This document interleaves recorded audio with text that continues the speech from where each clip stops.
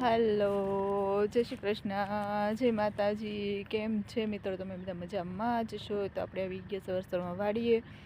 તો આપણે 2-3 દિવસથી વાડીએ નહોતા આવ્યા, એટલે વાડીએ કેવા ધાણા ઉગ્યા છે કે નહીં આપણે ખબર નથી. તો કીધું આટો મારી લઈ, કેવા ધાણા અને જીરું ઉગી ગયું છે.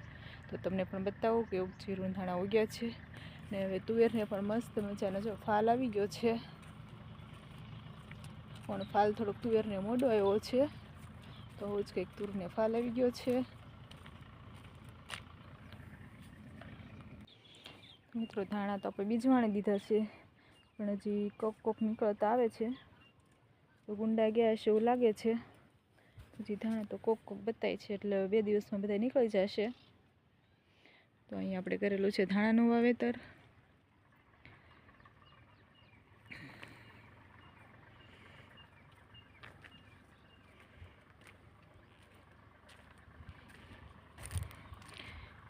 હવે ધાણા બતાય છે, 2 પાણ પાઈ દીધા છે. હવે 2 પાણે નીકળી જશે એવું લાગે છે. અને અહીં આપણે ચડાવ્યો છે વાલોળનો વેલો. વાલોળના વેલામાં તો ગળો આવી ગયો છે બહુ.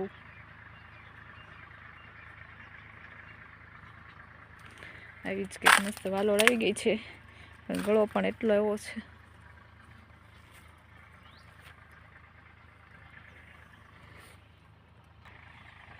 તો મિત્રો આવો જ કંઈક છે મસ્ત મજાનો વાડીનો નજારો.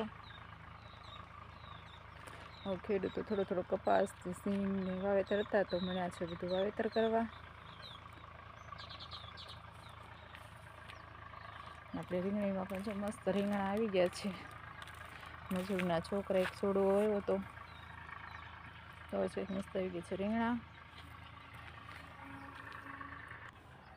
હેલો મિત્રો, તો આપણે જીરાવાળા ખેતર આવી ગયા છીએ, અને આ છે ડુંગળી.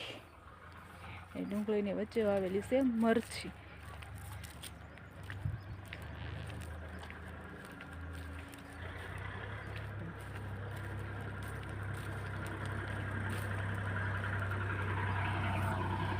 હવે તમને બતાવું કે આપણું જીરું કેવું ઉગ્યું છે. જીરું તો મસ્ત દેખાવા મળ્યું એવું લાગે છે.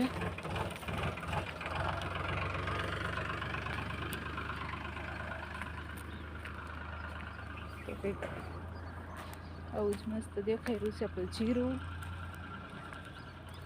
હજી તો નાનું છે એટલે બહુ દેખાશે નહીં. આવું જ કંઈક ઉગી ગયું છે જીરું.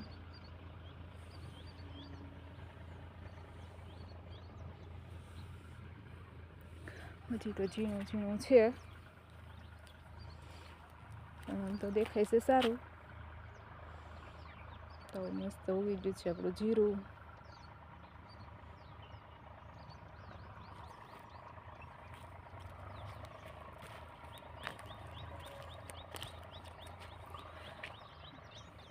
ને કાલે આપણે એક વિડીયો બનાવ્યો હતો કે ગબરાઉસ મોંગલધામ કચ્છની દીકરીને જે ઘટના ઘટી એની. નોમાં 2-3 ભાઈઓ કોમેન્ટ કરી છે કે બેન તમે સરસ વિડીયો બનાવ્યો, એમ કે મીડિયાવાળાની આંખ ખુલે, એમ કે મીડિયાવાળાની બોલતી બંધ થાય. પણ ભાઈ, આપણે કોઈ મીડિયાવાળાની બોલતી બંધ કરવા માટે વિડીયો નથી બનાવવો કે વિડીયો ઓલું, પણ આપણે તો સારા સમાચાર ફેલાવવા માટે એને વિડીયો બનાવ્યો છે. કે જો કોઈની ઘરે ખરાબ કોઈ ઘટના ઘટે છે, તો એ તો તમારે ફેલાવવાની જરૂર નથી, કારણ કે એ તો આપોઆપ ગામના આજુબાજુના સમાજના બધા ફેલાવી જ દેતા હોય છે.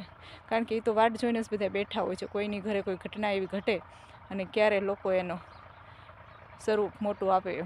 એટલે એ તો કોઈ મીડિયાવાળાને ફેલાવવાની જરૂર નથી પડતી, એ તો આપોઆપ ફેલાવી જ જતું હોય છે. પણ જે હકીકતમાં ફેલાવવાની જરૂર છે એ ફેલાવો દુનિયામાં. કે કોઈ એવા સારા કાર્યો કરે છે, ખજૂરભાઈ છે, પછી જલ્પાબેન પટેલ છે, આશાબેન પટેલ છે, જે નિસ્વાર્થ ભાવે જે પ્રભુઓની સેવા કરે છે.